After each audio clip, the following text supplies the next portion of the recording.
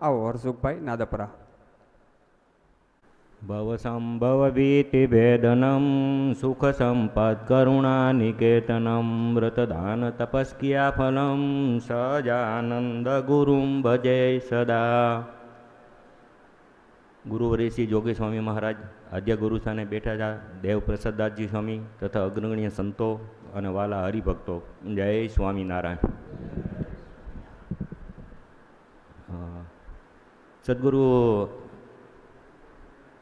ભગવદજીવન સ્વામીની 2 મહિના પહેલાં એવી પ્રેરણા કરેલી હતી કે જૂનાગઢ સંતોનો અખૂટ ખજાનો છે, જૂનાગઢમાં ઘણા સંતો થઈ ગયા છે, એટલે આ ઉપર તમે થોડોક પ્રકાશ પાડવા માટે પ્રવચન કરવો કે હું કરો એવી પ્રેરણાને આજ્ઞા કરેલી હતી. અને ગત સભામાં પણ બોલવાનું હતું, પણ સમયના અભાવે પ્રવચન કરી ન શક્યા, એટલે આ સભામાં આપણે લઈશી.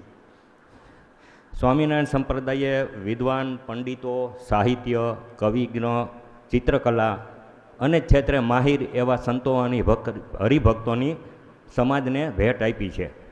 આ મહા સંતો અને હરિભક્તો પોતાના કાર્યક્ષેત્રમાં એવા નિપુણ અને પાવરદ હતા, છતાં તેમણે પોતાની જાતને ભગવાનની સેવામાં જોડી અને આજીવન સેવા કરી.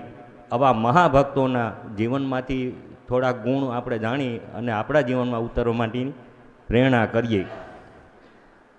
શ્રીજી મહારાજ અંતર્ધાન થયા પછી સંપ્રદાયના વિકાસમાં સિંહ ફાળો આપ્યો હોય તેવા સંતોમાં જો પ્રથમ નામ હોય તો તેવું છે ગુણાતીતાનંદ સ્વામી.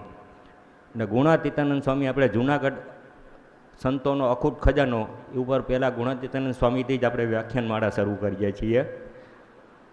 ગુણાતીતાનંદ સ્વામી વિશે હવે આપણે જાણીએ તો સ્વામીનો જન્મ 1841ની અંદર જામનગર જિલ્લાના ભાદરા ગામમાં આસો સુધી પૂનમને દિવસે થયેલ હતો. તેમનું પૂર્વાશ્રમનું નામ મૂળજી હતું અને તેમના પિતાનું નામ ભોળાનાથ શર્મા હતું અને તેમનું માતાનું નામ સાકરબા હતું. તેઓ જાતીય બ્રાહ્મણ હતા. સ્વામીએ શરીરે છે શ્યામવર્ણ તેમજ પહોળી છાતી, અણિયાળા નેત્રો ધરાવતા હતા. તેજસ્વી અને સૌમ્ય બૃહસ્પતિ જેવા વક્તા હતા. જિજ્ઞાસુ અને માર્ગદર્શક હતા. બ્રહ્મ વિદ્યામાં તેઓ અનાદિકાળથી સિદ્ધ છે તેમ કહેતા. કાંઈ ભણેલા ન હોવા છતાં જન્મસિદ્ધ જ્ઞાની હતા. બાળપણની અંદર જ તેઓ ભગવાનની લીલાઓને દિવ્ય દ્રષ્ટિથી ભાદરામાં બેઠા બેઠા દેખતા. ઘનશ્યામ મહારાજની જનોઈ વિધિ અને વન વિચરણની વાતો કરતા. એકવાર શેરડીના વાડની અંદર કામ કરતા હતા ત્યારે સહજાનંદ સ્વામીએ તેમને દર્શન આપી અને કીધું કે આપણે શું કરવા માટે આવ્યા હતા અને આ તમે શું કરો છો, તમારું બ્રહ્મ તેજ ક્યાં સુકાઈ ગયું. સ્વામીએ મહારાજના દર્શનથી જ્યાં કહેવાથી એને હાડવાડ લાગી આવ્યું અને પોતે તરત જ ત્યાંથી સંસારનો ત્યાગ કરી અને ગઢપુરની વાત પકડી શ્રીજી મહારાજના દર્શન કરવા માટે ગઢપુર ગયા.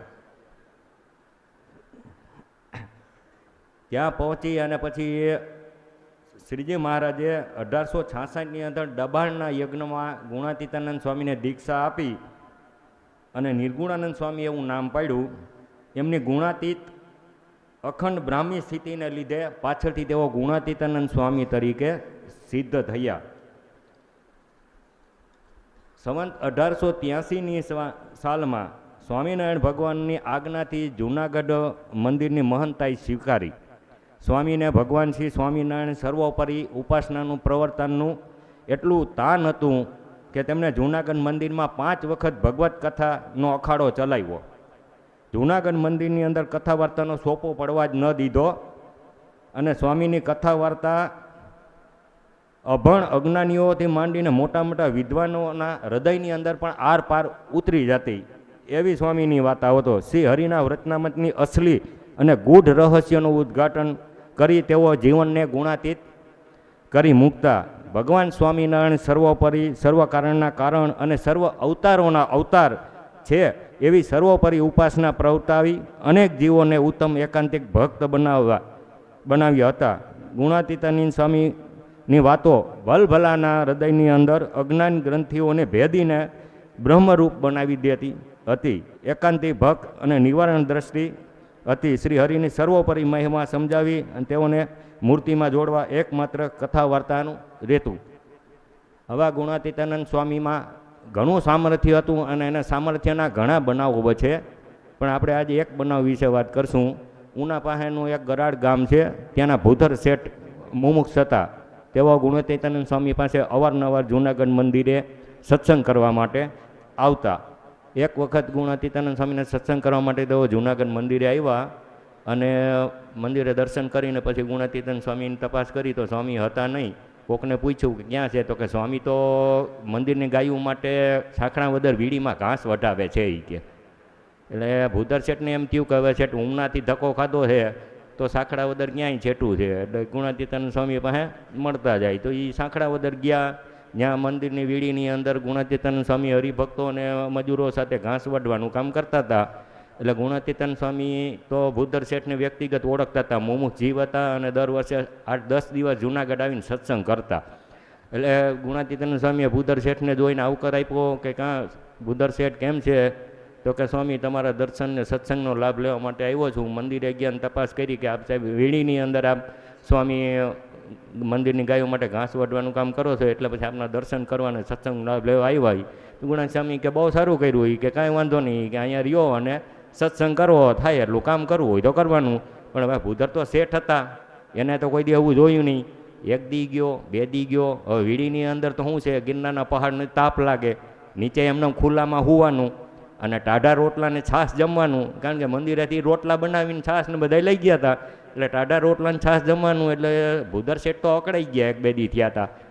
એટલે સ્વામીને ખબર પડી ગઈ કે ભૂધર શેઠ કાં ઘરે જવાનો સંકલ્પ થાય છે, તો કે હા સ્વામી. કે કેમ, તો કે અહીંયા નીંદર નથી આવતી અને ટાઢા રોટલાય ફાવતા નથી કે. તો સ્વામી કે કાંઈ વાંધો નહીં, કે અમે તમને ટાઢા રોટલાની પણ ગરમા ગરમ ભોજન જમાડશું. તો કે તો રહી, તો કે કાંઈ વાંધો નહીં હાલો. કે 3 પાણા મૂકી ચૂલો બનાવ્યો અને ખાખરાના પાન લઈ આવીને એનું પડિયું બનાવી અને ચૂલા ઉપર મૂકીને ચૂલો સળગાવ્યો, એમાં પાણી નાખ્યું, પાણી ઉકાળ્યું, પછી ચોખા નાખ્યા અને ભાત બનાવ્યા. ભૂધર શેઠે જુએ છે કોઈ કે ખાખરાના પાનના પડિયાની અંદર ભાત બનાવી, ગુણાતીતાનંદ સ્વામીએ ભાત બનાવી જમાવ્યા, એની અંદર ભાત થઈ ગયા. પછી ગોળ અને ઘી નાખીને ભૂધર શેઠને આપ્યા કે હવે જમો. હવે તો કે હવે સ્વામી જામશે, તમ તાર વાંધો નહીં આવે એ કે. અને ગુણાતીતાનંદ સ્વામીએ પછી કીધું કે મેં આજે તમને બનાવી દીધા છે, હવે કાલથી તમારી રીતે તમે પોતે જ ભાત બનાવજો એમ. એટલે ભૂધર શેઠ કે કાંઈ વાંધો નહીં. તો ભૂધર શેઠ તો પછી રોજ આ રીતે ખાખરાના પડિયાની અંદર ભાત બનાવે. એમને 7-8 દી થયા પછી રહ્યા. પછી કે હવે સ્વામી મારે ઘરે જવું. તો સ્વામી કે કાંઈ વાંધો નહીં, હવે તમે તારે જવું. એટલે ભૂધર શેઠ તો હરખાતા સીધા ઘરે ગયા. ત્યાં શેઠાણીએ જોઈને કીધું કાં બહુ હરખ થયો હોય, કે સ્વામી યાર સારો સત્સંગ કર્યો લાગે છે. તો કે સ્વામી યાર સત્સંગ તો સારો કર્યો છે, પણ નવા વાસણમાં ભાત રાંધવાનું એ કે શીખી આવ્યો છું એ કે. એમ, તો કે એ કયું વાસણ? એ કે તો ખાખરાના પાનના પડિયામાં. હવે શેઠાણીએ દાંત કાઢવા માંડ્યા, હું ગાંડા થઈ ગયા છું એ કે. ખાખરાના પાનના પડિયામાં કોઈ દી ભાત રંધાઈ એ કે. તો કે હું તમને આગળ રાંધીને બતાડું, પછી ક્યાં વાત રહી કે. ખાખરાના પાનનો પડિયો બનાવ્યો, ચૂલો તો ત્યાં ઘરે હતો જ ને શેઠને ત્યાં. ચૂલામાંથી પડિયો મૂક્યો, પાણી નાખ્યું, ચૂલો હરગાવ્યો તો પાણી ચૂલામાં પડી ગયું, ચૂલો ઠરી ગયો. ભૂધર શેઠને થયું કે આ ગનું એ કે સ્વામીની સામર્થ્ય અને એની નિધ્યા સામે હતું એટલે ભાત રાંધતા હતા, નકર હું જ ત્યાં ભાત 5 દી સુધી રાંધી આવ્યો છું ને અહીંયા કેમ ના રંધાણા એ કે. ભાઈ મનની અંદર સમજી ગયા કે આ સ્વામીનું ગુણાતીતાનંદ સ્વામીને સામર્થ્ય થતી ભાત રંધાણા હતા. આવા ગુણાતીતાનંદ સ્વામી હતા. અને ગુણાતીતાનંદ સ્વામી જૂનાગઢ મંદિરની અંદર 40 વર્ષ 4 દિવસ સુધી મનતાઈ કરી અને બ્રહ્મરસના વરસાદથી સોરઠની ધરાને ધન્ય કરી સ્વતંત્ર થતા 1923ની સાલમાં ગોંડલમાં શ્રી હરિ ઈચ્છાએ દેહીનો ત્યાગ કર્યો અને શ્રીજીનું સાનિધ્ય મેળવ્યું. આવા સંત પુરુષના ચરણોમાં કોટી કોટી વંદન. બોલો ઘનશ્યામ મહારાજની જય. સૌ કોને વર્ણવ્યો. આ તો નંદ સંતોના વચને એવું નથી એ વખતે જ થાય, અત્યારે પણ સંતોના વચને જો આપણે કરીએ ને તો જેમ પડિયામાં ભાત રંધાતા હતા એવી રીતે જ આપણા જીવનના કાર્યો થાય. અને ગુણાતીતાનંદ સ્વામી એટલે ગુણાતીતાનંદ સ્વામી